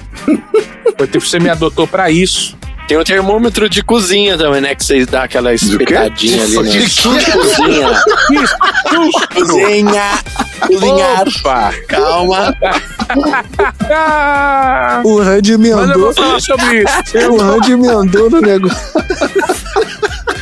Que me lembrou, não sei Ataque de por que me lembrou. oportunidade. Não sei por quê. E aí tem, só continuando, tem os termômetros industriais e científicos também. O termômetro bimetálico, que usa duas tiras de metais diferentes que se expandem de forma desigual com o calor, como em fornos e aparelhos mecânicos. Tem o termômetro de resistência ou termômetro de platina, cara, tem muito termômetro. Mede variação da resistência elétrica com a temperatura. Muito preciso, usado em laboratórios e indústrias. O termopar, que é o termopar metálico, usa dois metais diferentes unidos que geram uma voltagem proporcional à temperatura e suporta temperaturas muito altas, daria para medir até a temperatura de mentor antes de ir para a aula. Tá vendo? Termômetro de líquido em vidro, álcool colorido ou mercúrio, usado em meteorologia, laboratórios e locais onde se quer ver a variação visualmente, que foi o que apareceu no nosso filme. E aí, só para finalizar, apesar de Celsius ser mais usado no mundo todo, no cinema ele está em desvantagem, porque eu não achei nenhum filme relevante usando o seu nome. Já Fahrenheit, temos dois. Temos Fahrenheit 451, que é de 1966 e 2018, né? Teve eu esqueci o nome, uma releitura, que é baseado no livro de Ray Bradbury, que é um clássico da ficção científica. O título faz referência à temperatura em que o papel pega fogo, 451 graus Fahrenheit, e Celsius seria 233.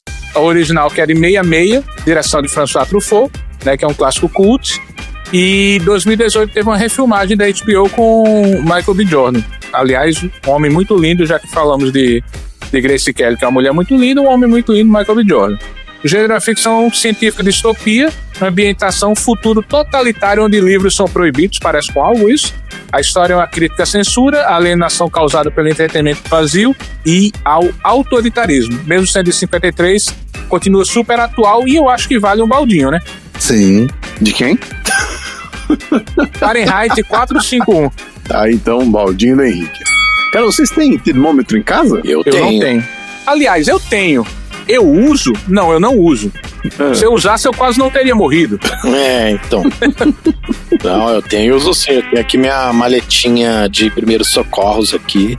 Eu sou a pior pessoa do mundo, porque assim, eu quase morri com Covid misturada com infecção urinária, com pneumonia. Eu já tive câncer. E mesmo assim eu não me cuido, então, meu amigo, não tem mais o que ser feito. Meu amigo, tem que se cuidar, nunca é tarde. Eu tô me cuidando. Pior que tô, isso é verdade. E o outro é Fahrenheit 9/11, 91, de Michael Moore, né? E aí o Fahrenheit 91 é um documentário provocador que investiga os bastidores da presidência de George Bush, especialmente após os atentados de 11 de setembro de 2001. A obra questiona os motivos por trás da guerra do Iraque, a manipulação do medo pela mídia e o impacto dessas decisões americanas na sociedade americana, especialmente nas camadas mais pobres que acabam indo para o front. Esse documentário é tão bom que ele foi a maior bilheteria da história por muitos anos de documentário. Gerou muita polêmica e ganhou a Palma de Ouro no Festival de Cannes em 2004. Então, o meu assunto aleatório, desculpe ter sido extenso, mas eu acho que é muita informação sobre o termômetro e foi interessante. É esse meu assunto aleatório. Muito bom. Um assunto muito quente. Bora para o próximo assunto aleatório, então.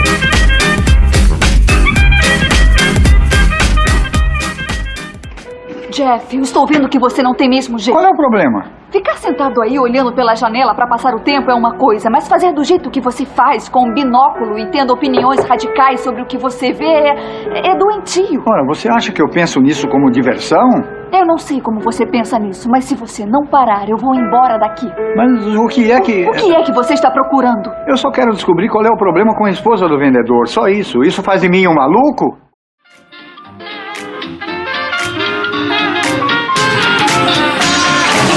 Tudo bem, Andy, encerrando esse episódio maravilhoso aqui, o seu assunto para hoje.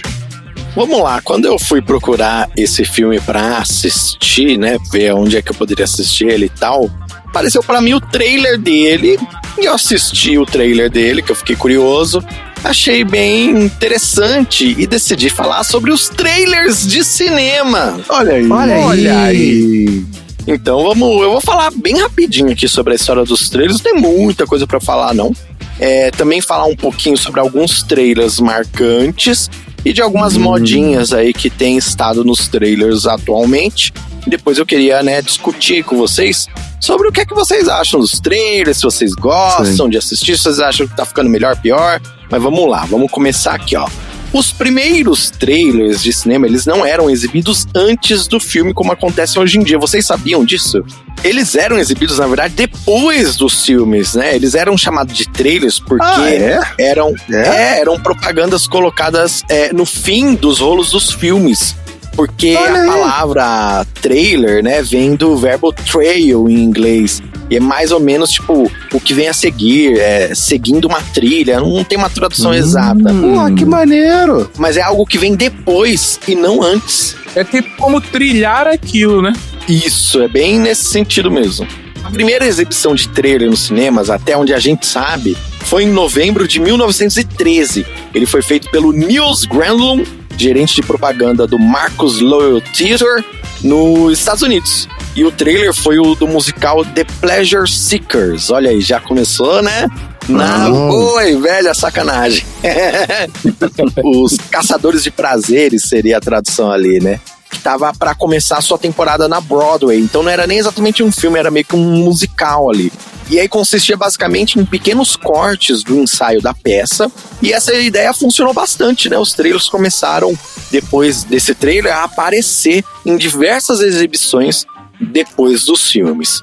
Nas salas de cinema também eram exibidos alguns curtas animados e séries que terminava com um clima de suspense. Como se fosse, sei lá, quando você termina de ler a historinha da Turma da Mônica, que tem aquela última historinha. Sim. Só que no caso tinha continuação, era uma historinha que ia continuando, sabe? Ah, maneiro. Nesse caso, até fazia sentido ser do final dos filmes, né?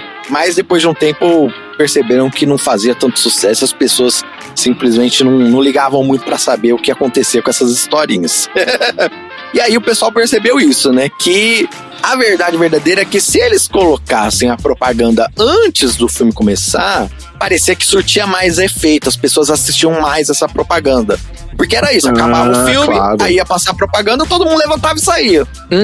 E a partir então de 1930 começou a acontecer essa troca, né? Os trailers saíram do final dos filmes, passaram a começar no começo, mas isso é muito engraçado porque existiu até uma tentativa da indústria cinematográfica de trocar o nome de trailer para review e outras nomenclaturas, mas nunca funcionou. E mesmo a palavra trailer significando algo que vem no final, a gente hoje em dia entende que é algo que vem antes, né, que vai mostrar o que vai vir depois. E mostra como, né, a nossa língua morfológica, ela muda o significado das coisas. Sim.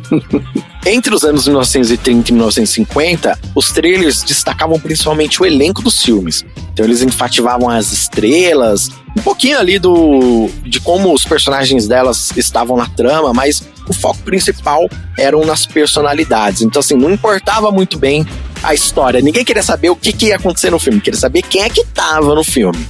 Era mais os nomes, né, de peso. E também uma coisa interessante é que com a chegada do som no cinema, começou a ter algumas inovações malucas, assim. Um exemplo bem legal é o trailer do The Jazz Singer, de 1927, que é basicamente um mestre de cerimônias, uma pessoa que aparece, assim, de trás de umas cortinas, e ele começa a falar com a câmera, fazendo a propaganda do filme, falando, você deveria vir assistir o The Jazz Singer, porque é um filme muito legal, e aí ele começa a contar, e é isso o trailer do filme, olha que interessante, pra 1927. Tipo assim, venha ver o filme. Uma coisa também que é legal, até os anos 60, os trailers tinham um monopólio de produção, que era da National Screen Service. Eles produziam quase todos os trailers que existiam, e eram aqueles trailers bem antigos que você já deve ter visto, assim, letreiros contando um pouquinho da história do filme, falando dos atores ali e tal, e geralmente aquele narrador falando, se você quer um pouco de aventura, você deve assistir esse filme, coisas assim, sabe? Os narradores são um exemplo bem clássico disso é o trailer do Casablanca. Você encontra aí na internet e é da National Screen Service. Depois dos anos 60 começaram a aparecer outras empresas, né? Uma também que foi muito importante foi a Kaleidoscope, que experimentou muitas coisas diferentes, né? E a partir de 68 produziu mais de 1000 trailers, incluindo aí Tubarão, ET, Star Wars e muitos outros. Eles inovaram como? Com trailers mais dinâmicos, mais ágeis, com menos presença da narração e dando mais foco para cenas do filme e não exatamente para aqueles letreiros, né? Aí já são esses trailers que a gente tá mais acostumado nos anos 70, 80 Sim. e tal. Aquele famoso, neste verão, você... Uma coisa interessante é que se a gente parar para pensar, os trailers antigamente hoje, eles têm objetivos até que meio diferentes, né? Antigamente o trailer era para tirar a pessoa de casa e levar o público para o cinema. Então ele tinha que criar esse senso de urgência. Até por isso que esses trailers tinham essa dramaticidade a mais, eu acho, sabe? Só que com a internet, a gente tem essa mudança no universo dos trailers, né? Existem vários trailers do mesmo filme sendo lançados, teasers que são lançados, tipo, anos antes do filme pensar em ser produzido, às vezes, sabe? Tipo, a coisa tá em produção ainda, já tá lançando teaser, porque a ideia não é exatamente fazer as pessoas irem pro cinema, sabe? Tipo, se a gente pensar em Vingadores Ultimato, as pessoas já queriam ir pro cinema. O trailer era pra criar o buzz, pra as pessoas continuarem conversando sobre aquele filme. Não exatamente para convencer ninguém de ir no cinema. Hoje em dia, e algumas pessoas fazem essa análise, assim, alguns críticos e tal, os trailers, eles podem ser mais benéficos ainda para cinema independente, filmes menores, porque eles sim, eles que ganham com a ideia do trailer, porque realmente a pessoa olha o trailer e fala, pô, legal, vou dar uma chance para esse filme. Uma coisa legal também de hoje em dia é que, segundo o livro Promotional Screen Industries, do Paul Granger, da Cat Johnson, são mais de 200 versões que são feitas de trailers e teasers para blockbusters atuais. Então, sei lá, o próximo filme de herói que você vai ver são 200 versões de trailers que são feitas, e o que a gente acaba vendo é meio que a versão que o estúdio considerou a melhor, assim, eles vão categorizando e cortando cenas e fazendo esse polimento do trailer até chegar na parte final, mas é um trabalho, assim, realmente muito grande de marketing que é feito para chegar num trailer de um blockbuster de hoje em dia. Alguns especialistas também dizem que hoje a gente vive numa cultura meio que de repetição. A gente está disposto, inclusive, a ver os filmes mais de uma vez, né? Tem essa coisa, né, de a gente ficar repetindo o filme, virar fã de coisas, de filmes.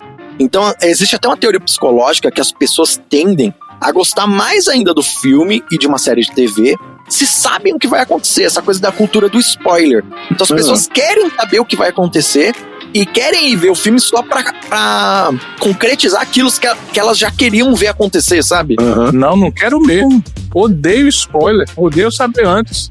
Então, mas você é uma minoria. Assim, lógico, isso aqui que eu tô falando é meio que uma especulação. Mas existe uma teoria psicológica de que as pessoas estão entrando nessa de que é mais confortável pro cérebro humano e ver algo que você já sabe que vai acontecer, que não vai te surpreender, sabe? Que não vai te incomodar, porque vai te dar, sabe, essa sensação de controle. Olha só que doideira. Deus. Mas é meio que os dias atuais, né? Que a gente tem preguiça de pensar, então fica mais fácil. Não, e você percebe que os trailers, não sei se o Randy vai aprofundar mais pra frente, o trailer hoje entrega muito mais do filme, e é realmente, por exemplo, saiu o trailer do Lilo e Stitch, né? O pessoal tava enchendo o saco e tal. Cara, o trailer é praticamente o filme todo. Ele pegou quase todas as cenas do filme. Eu falei, cara, beleza, o Stitch tá perfeito, a Lilo tá perfeita, mas caraca, é a animação da Disney toda. Mas é exatamente isso. É, exatamente. A pessoa pensa, não, eu vou pro cinema sem me decepcionar. Trailer do Superman. Cara, o James Gunn pegou trechos e tal, mas não, a roupa do Superman ficou legal, tem o Krypton, tá legal. E aí você pega pedaços de coisas que você falou, então eu vou pro cinema sem me decepcionar. É muito engraçado isso. É exatamente isso. As pessoas estão preferindo ter o spoiler pra aí não se decepcionar. Mas aí também elas perdem a capacidade de se surpreender. Olha que doideira. Sim. Pois é. Cara, isso é ridículo, mano. Desculpa, mas não. Ó, agora eu queria trazer aqui alguns trailers marcantes da história do cinema, bem rapidinho, tá? Que fizeram escola e influenciaram diversos outros trailers, né? Eu citei aqui o Jazz Singer e o Casablanca, que são trailers inovadores da sua época e influenciaram alguns outros. Inclusive o trailer do Janela Indiscreta, né? Ele segue muito essa linha que eu falei dos trailers mais antigos, igual o Casablanca, né? Um narrador contando ali um pouco da história e focando nas estrelas do filme, junto com o pesado nome do diretor da época, né?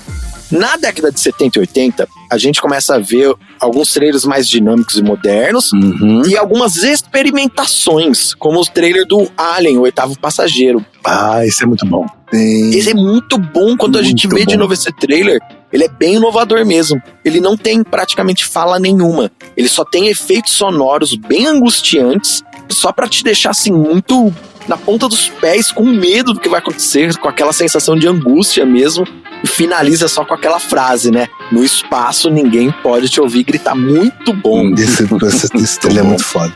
Nos anos 90, a maioria dos trailers eram focados em ação e aventura. E quando a gente para pra lembrar, era isso mesmo, né? Sim. Trailers como Matrix, Jurassic Park focavam na trama extremamente inovadora e empolgante da época para as pessoas fazerem no cinema, mas focando nas cenas mais que chamavam a atenção do público, impactantes, né? As cenas que estavam tendo correria, tiro, efeitos visuais acontecendo, explosões, essa coisa bem... Assim, até filmes dramáticos, né? O Titanic, por exemplo, eu fui dar uma olhada no trailer do Titanic, e apesar de ser um filme de drama e mais romance, o trailer, ele é todo assim, meio dinâmico, sabe? Meio, parece até que talvez seja um filme de ação, você fica nessa dúvida, sabe? O do Matrix é incrível, cara, porque tem várias cenas que ficaram icônicas, mas já estão no trailer. E a gente não considerava isso spoiler, né? Agora, de 2000 pra cá, os trailers começam a entrar nessa era da internet que eu falei. E aí, fica uma coisa muito variada. Vão se criando vários tipos de bolhas, né? Só que tem algumas modinhas que eu separei aqui, que foram surgindo. E modinhas por quê? Porque um trailer lança, e aí você começa a ver em vários outros trailers, sabe? Eu acho que eu sei listei. Então, eu listei alguns aqui, mas depois eu quero a opinião de vocês também. Uma modinha que eu achei interessante são os trailers fingindo ser antigos, sabe? Com elemento retrô, coisas com narrador, exatamente, exagerado. Igual o 500 Dias com Ela e o Grande Hotel Budapeste, esses trailers que tentam ser vintage. Sim. Outro trailer que lançou moda, é claro, é o Origem, com o... Tudo que acontece no trailer. Eu lembro que quando saiu o Origem, todos os trailers depois de Origem tinha esse som, né? Muito doideira. E hoje em dia também eu diria que vários trailers, principalmente trailer de herói, de ação, John Wick, essas coisas, tá com essa mania de pegar uma música e aí faz uma versão dessa música antiga repaginada, assim, geralmente lentinha, com uma voz meio feérica de fundo, sabe?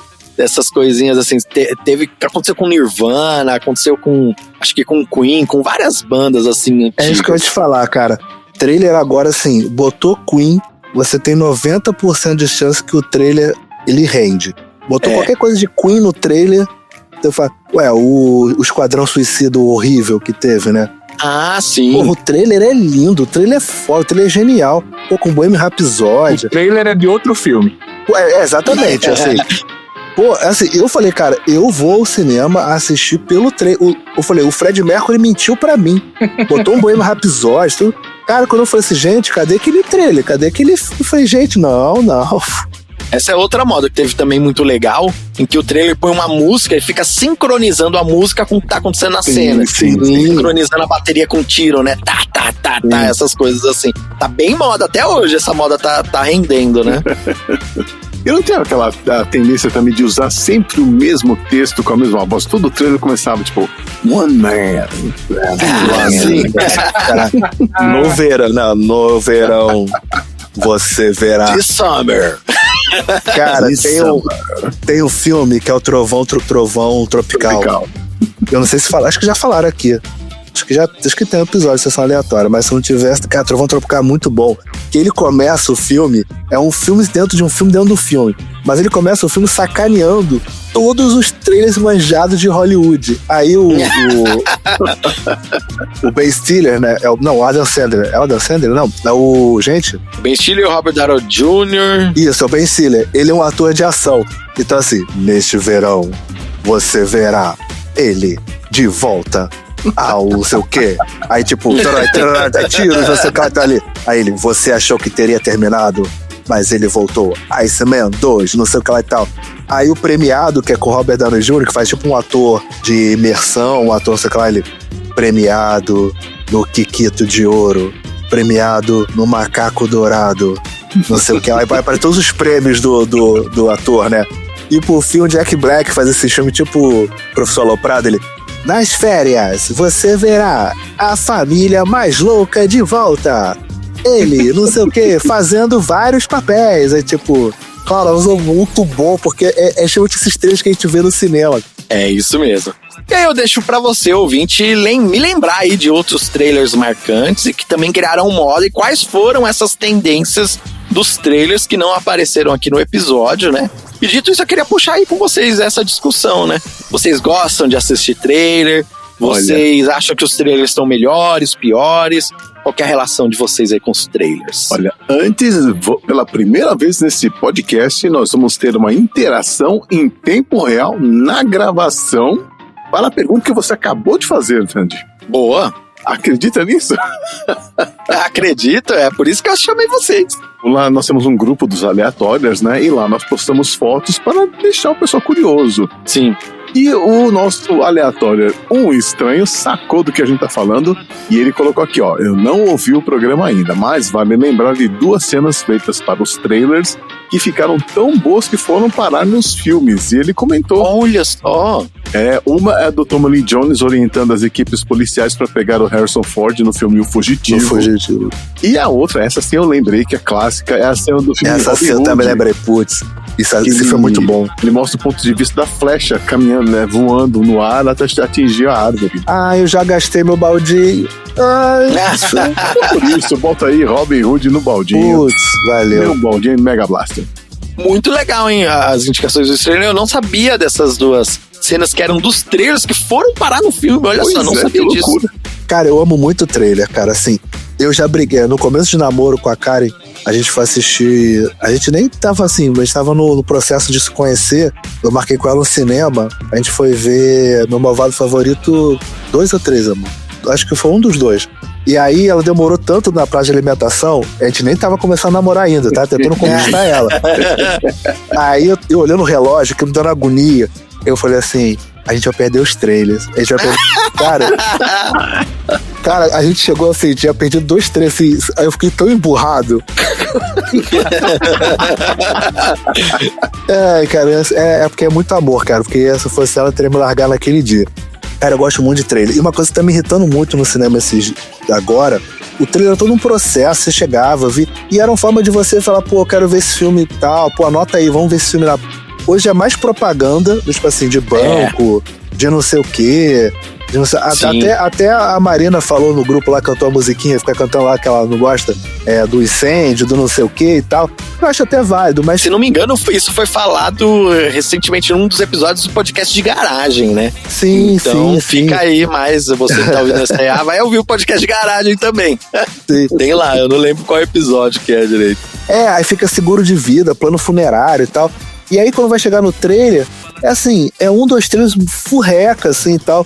Por favor, cara, voltem mais os trailers, assim, porque o trailer também serve para aqueles atrasildos também, né? Inclusive me salvou e ainda estou aqui, senão tinha chegado atrasado. Olha aí, tá vendo? Olha aí. Fala aí, Henrique, como que é você com os trailers? Curte? Cara, eu gostava muito de como era feito antes. Eu também. Os trailers atuais, nossa, parece que ele tá dizendo o que é o filme já. Sim. Aí eu parei, faz muitos anos que eu não vejo nenhum trailer antes de assistir os filmes, justamente por isso, porque os trailers de hoje em dia, acho que a primeira cena de O Sexto Sentido seria ele dizendo eu vejo gente morta. Com certeza. Porque é desse jeito, é meio que o que Randy falou, que as pessoas não querem pensar.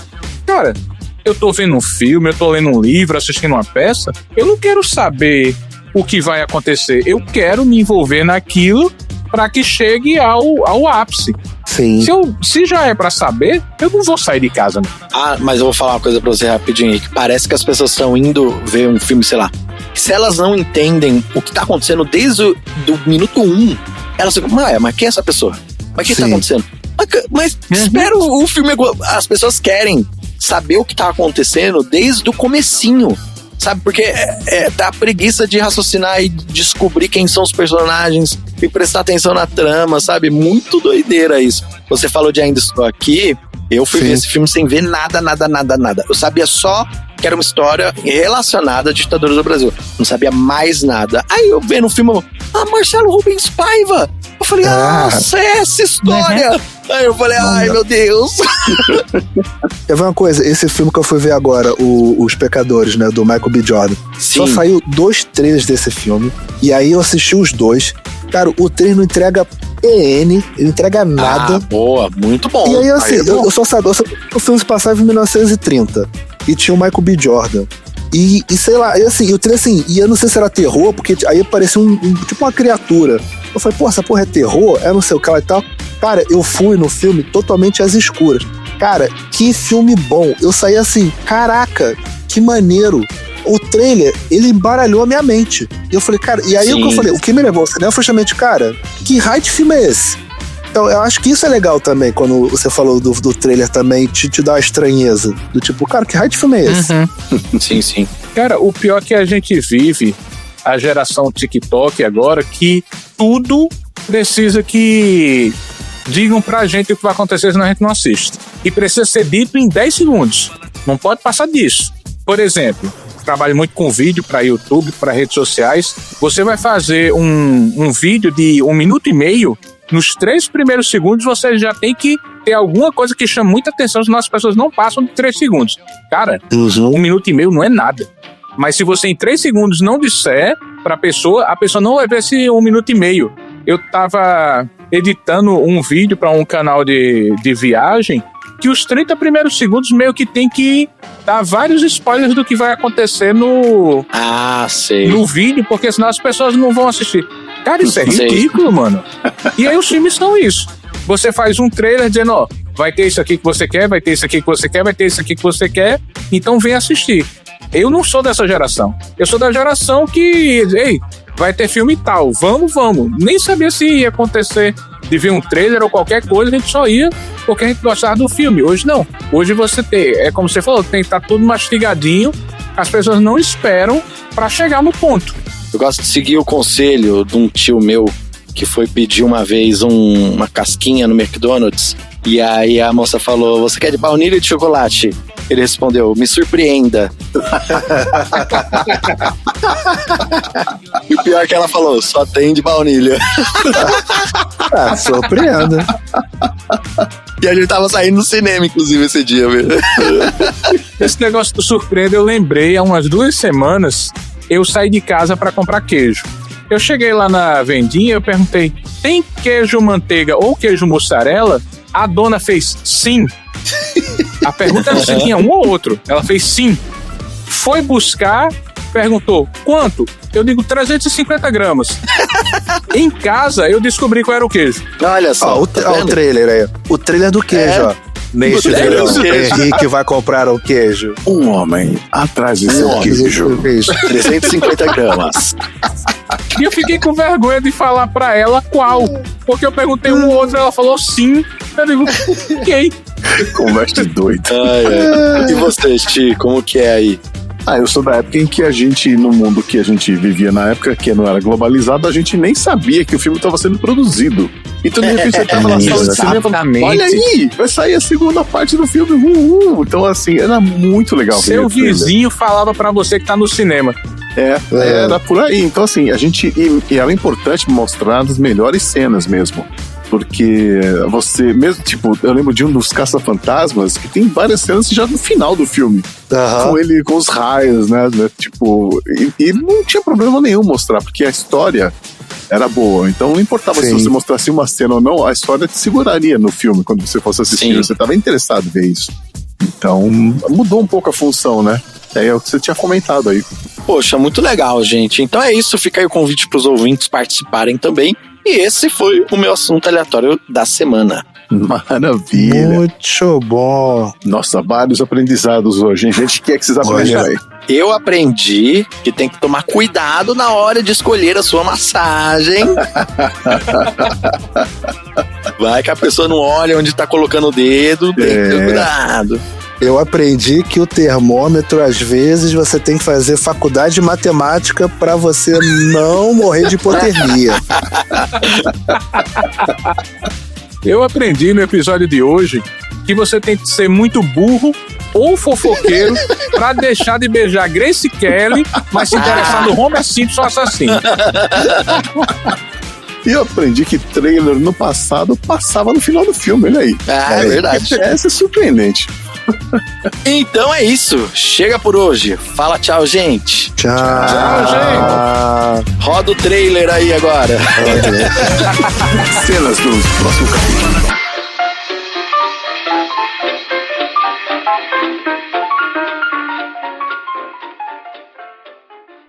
Fim da sessão.